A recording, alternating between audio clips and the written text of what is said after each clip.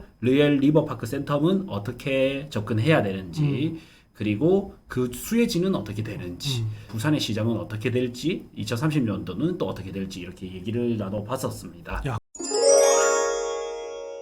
부분요. 어제 코스가 어떻게 됐냐면 네. 저기 우리 센텀역에서 모였어요. 근데 와 어제 진짜 너무 더웠습니다. 맞죠. 예. 제가 그 하루 전날에 토요일 날 또 영등포 임장을 서울 임장을 갔다 그렇죠, 왔잖아요. 맞죠. 그러니까 저도 그날 너무 더워가지고 와 또 또박이님하고 저도 같이 갔는데 일요일 날 저도 계약이 있어서 참여를 못했지만은 그 여파가 그 다음 날까지 이어지더라고요. 그럼요. 그럼에도 불구하고 우리 또박이님은 토요일 날 서울 임장 갔죠. 또 본인이 이제 주최해서 갔기 때문에 굉장히 말도 많이 하고 힘들었을 거예요. 네. 근데 또 일요일 날 또 거의 한 2시간 가량 또 임장 강의를 하셔가지고 와 정말 대단하다. 그러니까요. 이 투자는 체력도 있어야 되겠구나. 네, 이런 맞습니다. 생각이 드네요. 또 우리 성격상 또 발품 팔아야지 또 이게 해답이 풀리기 때문에 맞아요. 그래서 어제는 여기 이제 2번 출구에 모여가지고요. 네.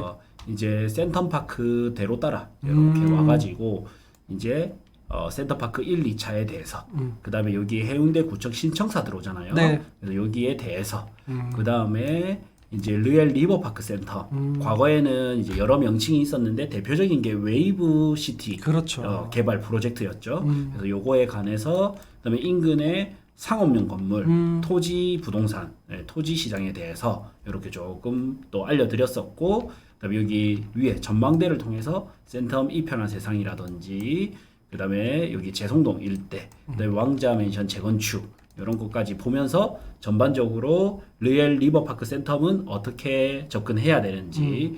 그리고 그 수혜지는 어떻게 되는지 부산의 시장은 어떻게 될지 2030년도는 또 어떻게 될지 이렇게 얘기를 나눠봤었습니다. 야 거의 뭐 재송동을 뽀개기 하듯이 네. 다녀오셨네요. 네. 이게 아파트에 국한되는 게 아니고 그냥 이 재송동이라는 지역 자체가 어떻게 발전될 건지 약간 그냥 도시를 하나 보고 오신 느낌. 맞습니다. 그런 느낌이 좀 드네요. 네. 그래서 우리 이제 임장 때는 너무 덥고 그리고 이제 걷는데 한계가 있잖아요. 네. 그래서 좀 핵심적으로 봤다면 오늘은 이렇게 편하게 앉아서 할 수 있으니까 여기 센텀파크라든지 센텀시티부터 짧게 말씀드리면 이 센텀시티는 혁신도시입니다.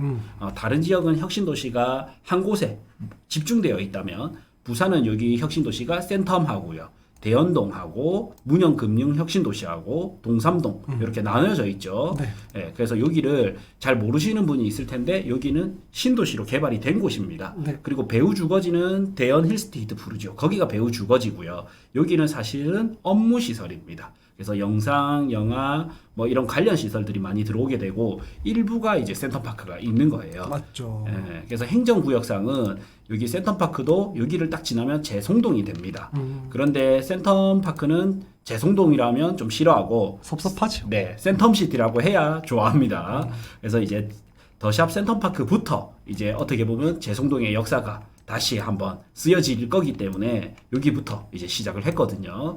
그래서 센텀파크부터 봐야 됩니다. 그래서 센텀파크 1차는 2752세대 그러니까 한 개 아파트 단지에 2,700세대가 있으니까 엄청 굉장히, 대단지죠. 네, 지금 르엘도 지금 2,000세대인데 이거는 1차만 해도 2,700세대에다가 2차까지 하면 이게 몇 세대야 맞죠? 900세대인가? 1,000세대 정도 됩니다. 맞죠. 그래서 합쳐서 이 두 개만 합쳐도 3,700세대가 넘는단 말이죠. 더 해야죠. 여기 스타, 센텀 스타. 네. 요거까지 주상복합까지 하면 말 그대로 한 4,000세, 2,700, 1,000세대, 3,700, 4,000 넘거든요. 네. 그러니까 이게 연식은 조금 차이 나더라도 거의 20년이 언저리에서 왔다 갔다 다 이루어진 아파트들이잖아요. 네.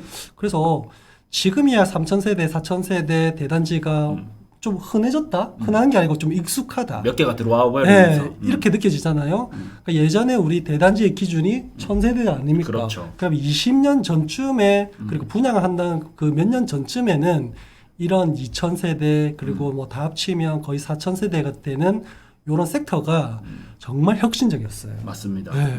그런 의미로 따지면 정말 그때 당시나 지금도 마찬가지고 이게 명실상부 대단지, 그다음에 브랜드, 그다음에 중요 입지, 물론 뭐 센텀역이 동해선 들어오면서 입지도 상승되었지만은 네. 정말 그 팔방미인 아파트 주거로서는 정말 최고의 등급 그 한우 A뿔 투투 받을 정도로 그죠? 네. 굉장한 위치고 단지라고 저는 봐집니다. 그냥. 예. 그리고 하나 꿀팁을 좀 알려드리면 이제 자생적으로 뭔가 인프라가 들어오기 위해서는 최소 기준이 2,000세대를 보거든요. 네. 최소 기준을 2,000세대로 보고 저는 이제 전국을 좀 입지 분석을 해봤을 네. 때 3,000세대가 들어와야지만 이제 다른데 안 뺏기고 여기서 자체적으로 자립이 가능한 인프라가 형성이 되더라고요. 거기 여기 뭐 파리바게트, 베스킨 라빈스 이거 다 그렇죠. 있네요, 그죠? 예, 맞습니다. 고경민이 아니고 고국민 기파. 네, 보면 LCT가 그게 아쉬워요. 네. LCT가 3,000세대가 안 돼요. 주변을 합쳐도. 그러니까 LCT 사람들은 이런 인프라를 뭐 학원이라든지 네. 병원이라든지 이런 걸 누리기 위해서는 좀 인근지를 이용해야 되는 단점이 있습니다. 그 반면 여기는 단지는 뭐 샘팍 1차, 2차, 비스타 이렇게 해서 3개밖에 안 돼 보이지만 네. 세대수가 받쳐주면서 자체적 형성이 되는 거죠. 인프라가. 그렇죠. 네. 네. 그리고 또 르엘이 2,000세대가 들어오기 때문에 이것만 해도 엄청 또 대단지예요. 맞아요. 그리고 뜬금없이 혼자만 들어오는 게 아니라 여기 재송동 아파트랑 합쳐져서 이렇게 세대수가 형성이 될 거기 때문에 주거 인프라로는 저는 상당할 거다 이래 봐지고요.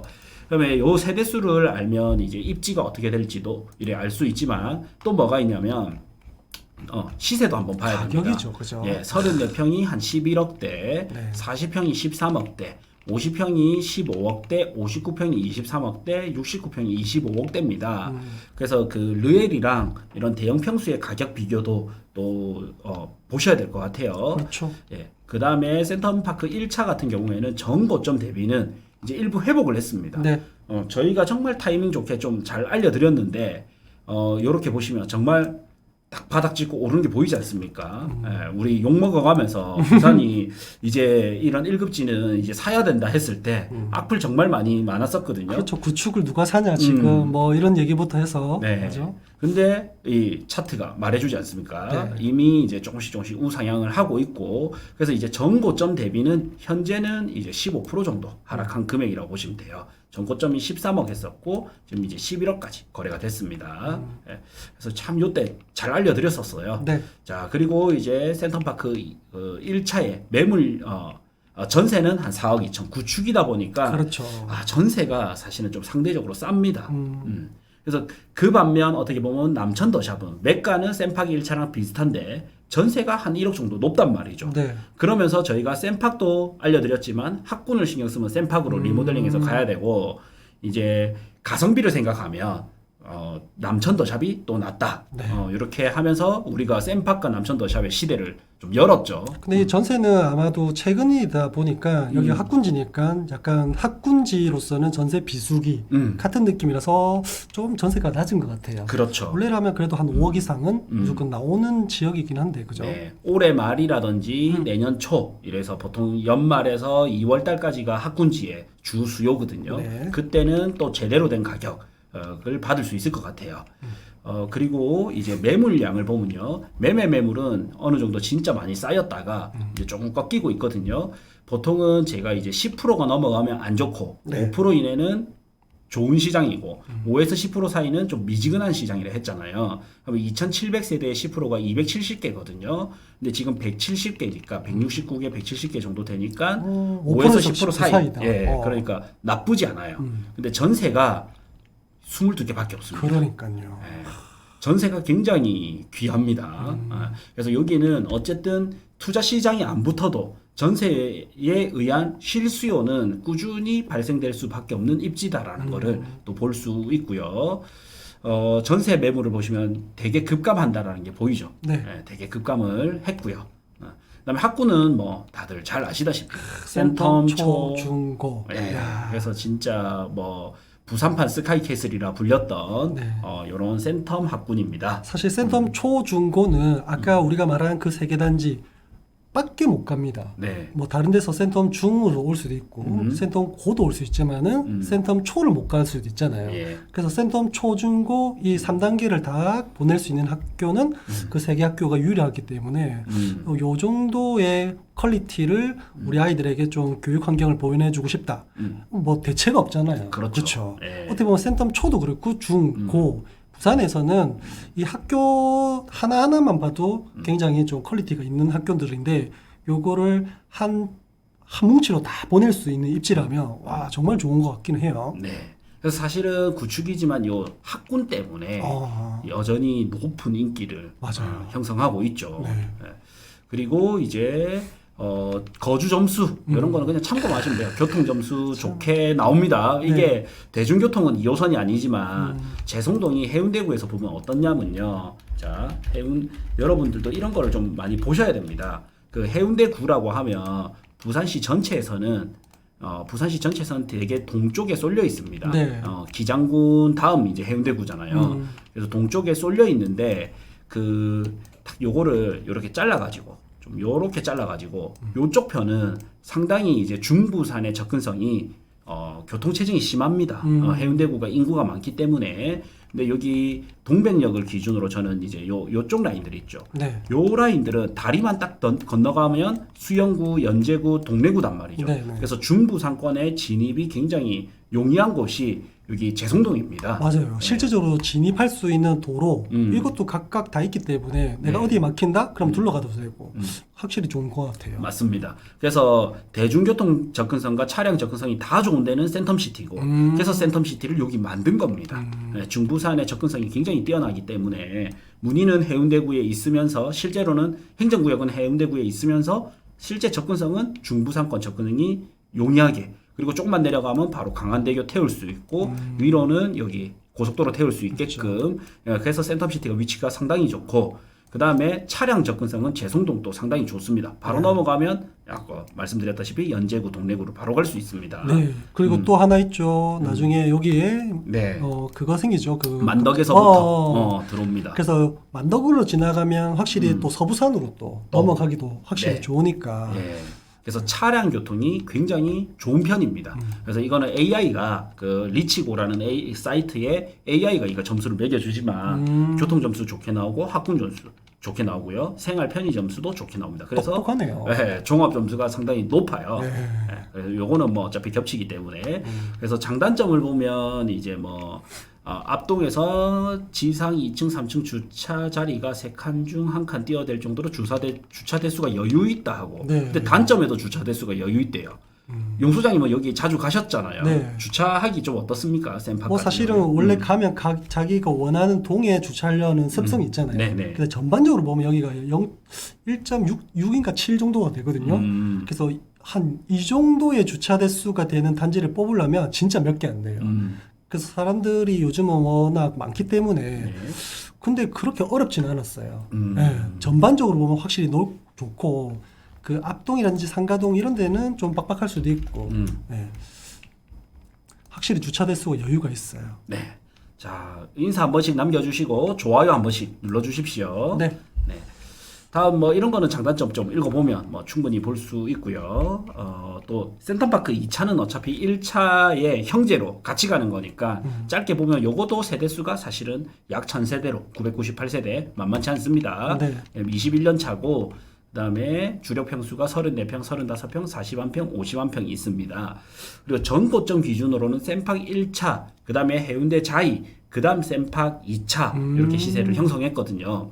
그래서 비교적 더 구축인데도 불구하고 해운대 자이 거주하시는 분들은 샘팍 1차로의 이사에 대한 욕망, 요거는 좀 높은 편이고 네. 2차는 해운대 자이 사는 분이 굳이 2차는 굳이 이런 이야기도 좀 입주민들 사이에서 이런 네. 의견도 많이 있더라고요. 사실 저는 제가 개인적으로 봤을 때 중개활동하면서 가본 결과는 사실 그렇게 큰 차이는 없거든요. 네. 어떤 차이냐면 느낌 차이.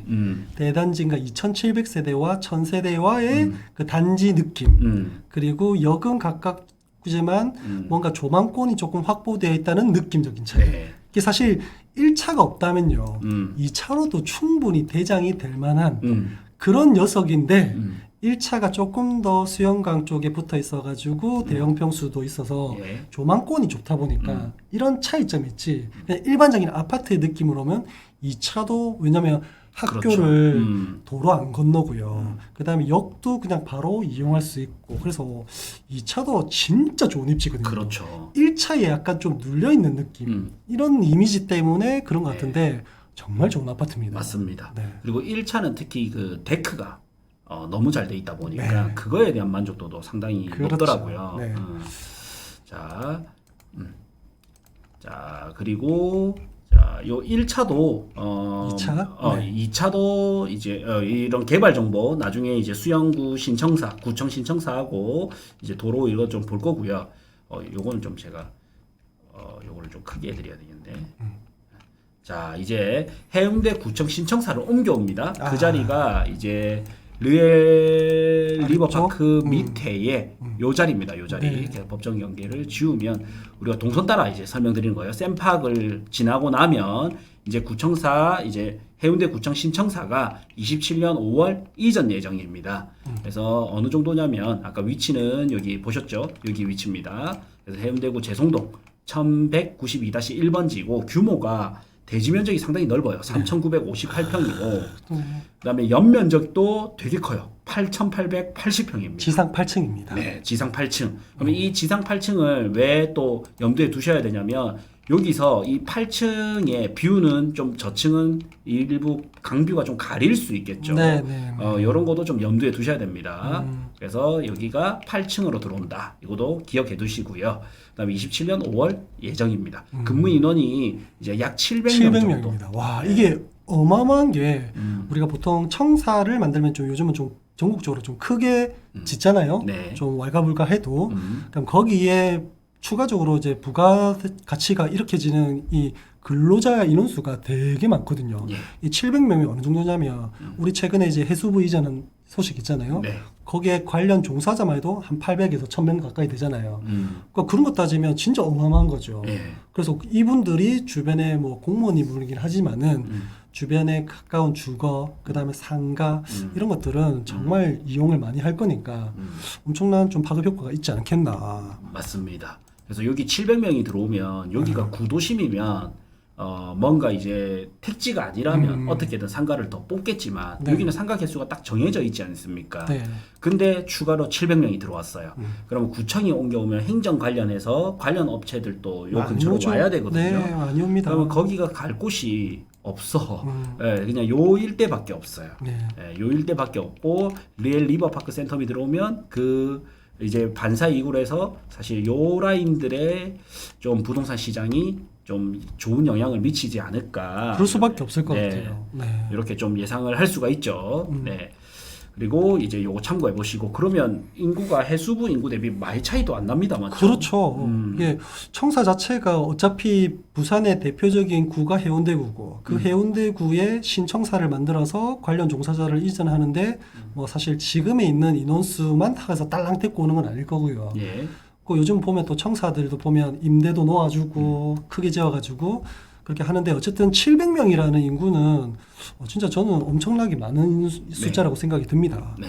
그리고 우리는 땅도 이래 같이 보니까 네. 잘 아는 사실이지만 그렇죠. 여기 굉장히 사실 노른자 땅이잖아요. 정말 노른자 땅이에요. 수영강 영구조망권에 그럼요. 완전 노른자 땅에 딱 네. 들어와 있습니다. 네. 네, 이것 또한 나중에는 좀 땅값에도 영향을 미칠 것 같아요. 그러니까 비싸게 나중에는 그렇죠. 이제 시간이 한참 흐른 뒤에는 비싸게 팔 거예요. 야, 이 수영강을 보는 그 사무실 그 파티션을 하겠지만은 네.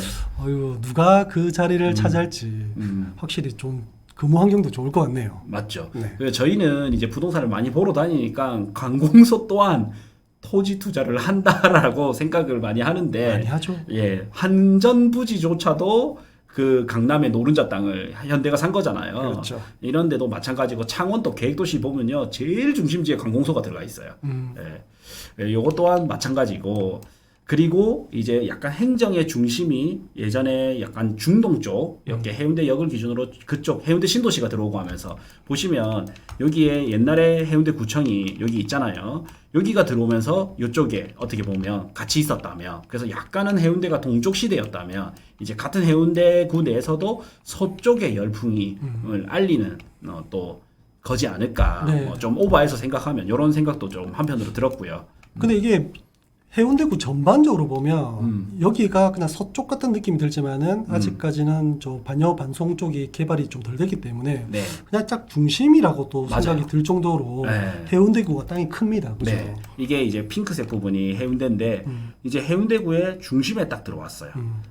그리고 뭐가 있습니까? 제2센텀이 개발돼요. 있죠. 뭔가 이게 옛날에 구청 여기 있고 여기가 개발됐다면 이제는 구청이 여기 있고 여기가 개발되고 이제 여기를 사다리로 해서 디딤돌로 해서 이 북쪽이 해운대구의 북쪽도 계속 개발된단 말이죠. 그럼 이 북쪽이 개발되면 될수록 누군가는 혹자는 제2센텀의 위치가 안 좋다 할 수도 있고 누군가는 좋다 할 수도 있겠지만 분명한 거는 여기가 개발되면 될수록 여기 재송동이라든지 우동, 중동까지도 충분히 수혜지가 됩니다. 맞아. 기존 인프라가 더 좋기 때문에 더 발전이 될 것 같다는 생각도 드네요. 네. 자, 그리고 이제 우리가 그다음 아까 우리 도로 있죠. 네. 만덕 센텀 도로가 이렇게 뚫리는데 대심도 그죠? 네. 그 여기 이제 보면 이제 10분 만에 연결이 됩니다. 만덕에서 센텀까지 10분 만에 되고 24년 10월 완공 예정이었던 게 이제 당초보다 지연이 돼서 26년 1월 예정이거든요. 그러니까 몇 달 안 남았습니다. 그렇죠. 이제. 만으로 1년도 이제 채 안 남았어요. 그리고 시간이 이제 40분 걸릴 게 10분대로 단축이 되다 보면 저는 이게 굉장히 또 해운대의 호재라고 봅니다. 네. 그래서 그 센터 만덕의 월세나 물론 해운대 월세가 차이는 조금 있겠지만 그럼요. 매가의 차이 대비 임대료의 차이는 그것보다는 약하거든요. 그러면 충분히 그 만덕에서 인근 수요를 센텀으로 충분히 좀 흡수를 할 수 있지 않을까. 이게 사람마다 좀 다른데 이런 취향을 가지신 분이 있어요. 예를 들면 뭐 사업체라든지 아니면 태생 자체가 출신 자체가 서부 상권에 있던 분들이 이제 돈을 좀 벌어서 소득을 좀 올려서 이제 좀 좋은데 해운대권이라든지 뭐 이런 데로 가고 싶어 하시는 분들 있을 거잖아요. 예. 근데 어디서 딱 걸리냐면요. 뭐 금전적으로 아닙니다. 너무 복잡하고 그 교통 체증이라든지 이런 것 때문에 좀 거부감이 있으신 분이 있거든요. 맞습니다. 근데 그런 것들이 해결이 되면 그분들은 언제든지 잠재 수요라고 저는 생각했거든요. 그래서 뭐 도로가 뚫린다든지 아니면 그냥 우리가 흔히 말하는 철도가 뚫린다든지 이런 게만 되면 그분들은 언제든지 수영구라든지 해운대구로 이렇게 넘어올 수 있는 그런 좀 잠재적인 그런 걸 생각을 가지고 있거든요. 맞습니다. 그래서 저게 뚫리면 서부 상권에서 조금 내 사업이 좀 잘 되시는 좀 그런 분들이 해운대 쪽으로도 넘어올 수 있는 좀 벽이 좀 낮아지지 않나 그런 그렇죠. 효과가 있을 것 같아요. 예. 예전에 보면 이제 창원이나 울산이 한때 부산보다 비쌌던 적이 있거든요. 아유, 맞아. 집값이. 맞아요. 그때는 부산과 울산, 부산과 창원의 교통이 좋지 않았어요. 네. 근데 이제 교통이 좋아져 버리니까 사업체는 창원에 두고 실거주는 부산에 하는 분들도 있고요. 맞아요. 울산에 두고 부산에 하는 분들도 있고 이런 게 교통이 좋아지면 좋아질수록 그 핵심지에 도시의 파워가 더 커집니다. 아, 그럼요. 네, 그래서 서울도 보면 강남이 계속 좋아지는 게 강남의 접근성이 계속 좋아지면서 맞아요. 더 거대해져 버리는 거예요. 그래서 좋은 데는 계속적으로 접근성이 좋게 발전할 수밖에 없겠더라고요. 네. 그래서 이제 재송동은 뭐 누군가는 예를 들어서 우동에 거주하시는 분이 재송동을 보면 조금 무시할 수는 있지만 그 외 지역에 사는 분들이 재송동으로 오고 싶어하는 수요가 그럼요. 훨씬 늘어나는 거죠. 있죠. 네, 이제 서부산 분들조차도 이게 뚫리면 이제 재송동까지의 출퇴근을 고려해 볼 수 있게 바뀌는 거죠. 그래서 이게 굉장히 저는 호재 중에 하나라고 생각이 들고요. 그렇죠. 대심도로 뚫리니까 사실 뭐 그냥 지상에서 왔다 갔다 하는 신호책이라든지 이런 것들도 다 무시하고 어떻게 보면 그냥 직행열차 같은 그런 느낌인 것 같아. 맞죠? 네. 그래서 재송동이 철도 교통에 조금 아쉬움은 있지만 도로 교통은 갈수록 계속 좋아지고 있습니다. 네. 네.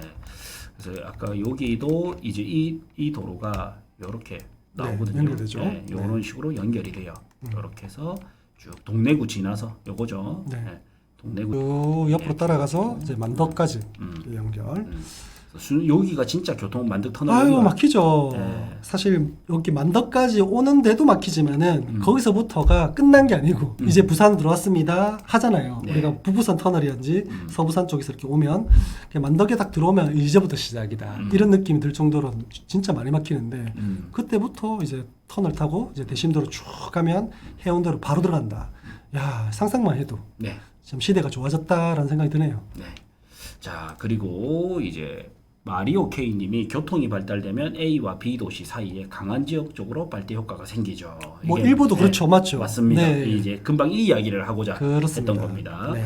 그다음 르엘 리버파크 센텀 부지가 그렇죠. 예전에 이제 한진 CY 부지다 보니까 중공업 맞아요. 지역이었습니다. 야적장이라고 하죠, 그냥. 네. 네. 근데 여기가 상업 토지 소모임 해가지고 두 분밖에 안 모셔요. 그래서 이제 7월 15일 화요일, 7월 17일 목요일 나는 다주택자 속 시끄럽다. 이러면 이제 토지 투자 눈을 돌려보시고 두 사람만 받기 때문에 요거 빨리 한번 참여해 보시면 되겠습니다. 그리고 우리 구해줘 아파트, 저하고 용 소장님 구해줘 아파트가 있습니다. 요게 이제 220만 원이 아니라 55만 원으로 해서 제가 생각하기로는 좀 퀄리티 때문에 한 달에 한 5분 정도만, 이게 너무 넘어가면 퀄리티가 떨어질 수밖에 없거든요. 그래서 5분 정도만 이제 진행을 하려고 맞추고 있고요. 또 이게 마감이 되면 이제 마감을 하거나 가격을 올리거나 이래야 될 것 같아요. 예. 그래서 어떻게 진행이 되냐면 이제 일단 1차적으로 우리 용 소장님이 상담을 하고요. 그 다음 이제 제가 단지 상담을, 어떤 아파트를 투자하면 좋을지 상담을 하고, 다음 우리 또 용 소장님과 함께 현장 답사도 가고, 그 다음 계약하는데 문제가 없는지 계속 체크도 해드리고, 이렇게 해가지고 얼마냐면 55만 원입니다. 그래서 좋은 아파트를 사고 좋은 타이밍에 사고, 그 다음에 부동산 자산에 대한 투자 상담도 받을 수 있고 코칭도 받을 수 있는데 55만 원이면 저는 정말 혜자다.